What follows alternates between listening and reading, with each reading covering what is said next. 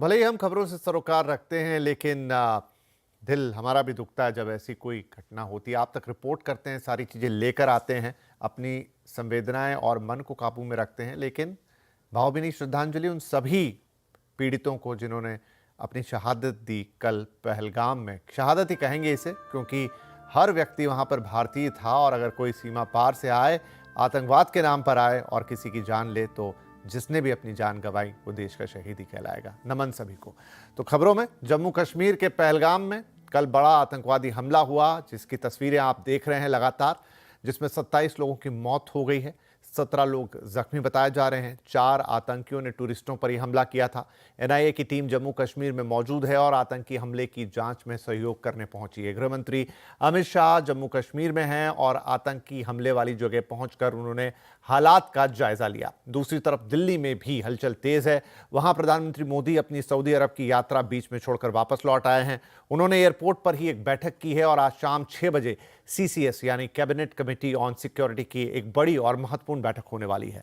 पहलगाम हमले से जुड़ा हर अपडेट हम आपको लगातार दे रहे हैं। हमारी पूरी टीम लगातार सुबह से 24 घंटे हमारे साथ मौजूद है।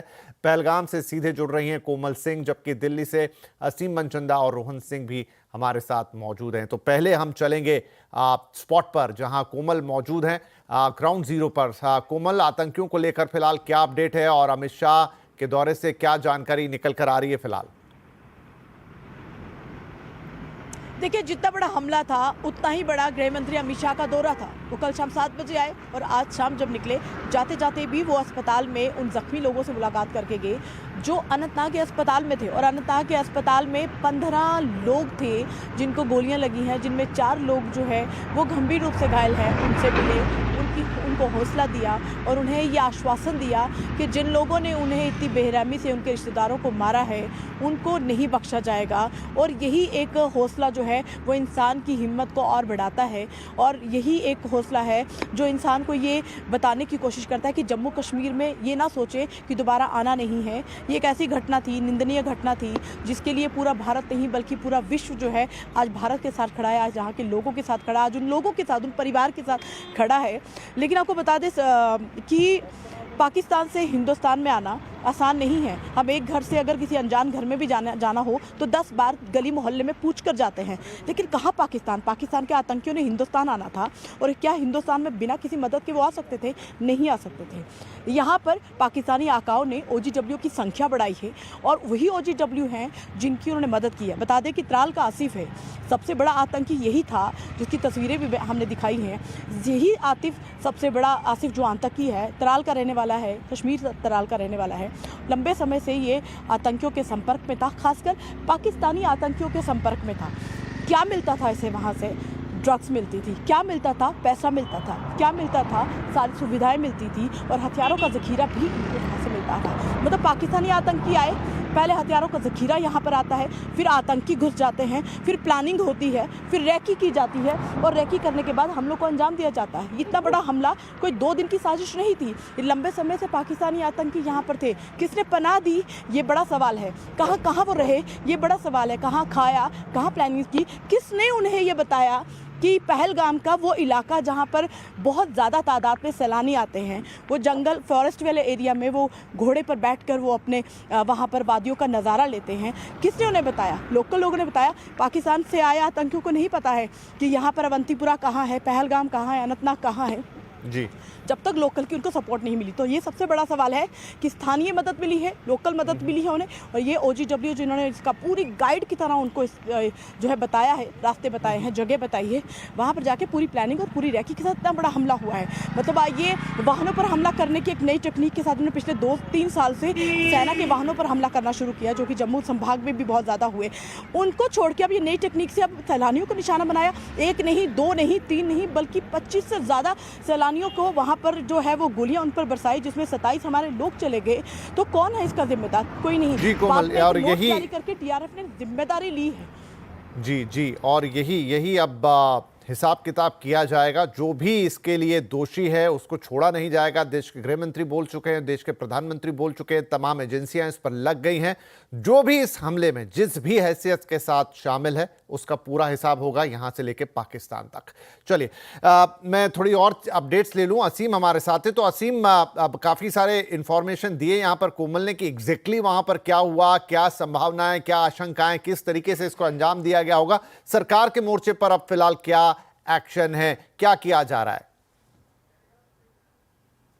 देखिए, भारत में अगर मैं दिल्ली की बात करूं तो यह घटनाक्रम काफी तेजी से बदल रहा है और खासतौर पे कि कल ही प्रधानमंत्री मोदी ने गृह मंत्री अमित शाह से बात की थी, उन्हें पहलगाम जाने के निर्देश दिए थे। उसके बाद उन्होंने अपना दौरा आधा छोड़ दिया। आधे दौरे से आज उन्होंने अपना दौरा छोटा किया और वापस दिल्ली लौट आए। यहाँ पर आते ही सबसे पहले उन्होंने उन्होंने विदेश मंत्री और नेशनल सिक्योरिटी एडवाइजर से मुलाकात की, उनको इंस्ट्रक्शंस दिए कि आप आगे की कार्रवाई किस तरह से करेंगे। उसके बाद जो गृह मंत्री है उन्होंने घटनास्थल का दौरा किया, वहां पर सारी जानकारियां इकट्ठी की। वहां पर उन्होंने एक ट्वीट भी किया कि जो आतंकवादी हैं, भारत आतंक के आगे नहीं झुकेगा और जो आतंकवादी है उनको बख्शा नहीं जाएगा। इस हमले के जो भी दोषी हैं उनको बख्शा नहीं जाएगा।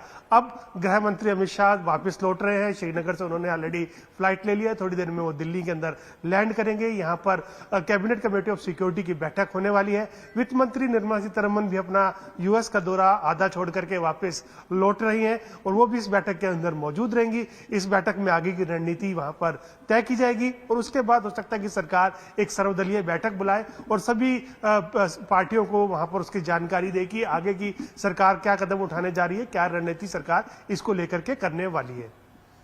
जी, तो काफी कुछ सरकार के मोर्चे पर यहां पर हो रहा है, लगातार बैठकें और बिल्कुल हाई कमांड से, बिल्कुल टॉप ऑफ द ऑर्डर से इस चीज को मॉनिटर किया जा रहा है। प्रधानमंत्री खुद ले रहे हैं जायजा और गृह मंत्री, प्रधानमंत्री अपना दौरा छोड़ के वापस आए। इस बीच रोहन, क्योंकि काफी सारे पर्यटक अभी भी श्रीनगर में हैं, ये हमला हुआ उस जगह तो जो थे और आसपास और भी लोग हैं जो वहां छुट्टियां मना रहे थे या पर्यटन पे पहुंचे थे। अब क्योंकि सबको वापस आना है, उड़ानों की मांग काफी बढ़ गई, इसको लेकर सरकार ने क्या एक्शन लिया है? जी बिल्कुल, ये बिल्कुल पीक सीज़न है और बहुत बड़ी संख्या में टूरिस्ट इस समय कश्मीर जाते हैं और कल की घटना के बाद बहुत बड़ी संख्या में ऐसे लोग हैं जो वापस आना चाह रहे हैं लेकिन उनको फ्लाइट्स नहीं मिल रही थी। तो आज सुबह से ही डीजीसी और सिविल एविएशन मिनिस्ट्री ने एक तरह से साफ कर दिया कि ये सामान्य स्थिति नहीं है। एक एडवाइजरी जारी की, कहा कि ये आपसे सामान्य बिजनेस ना लें।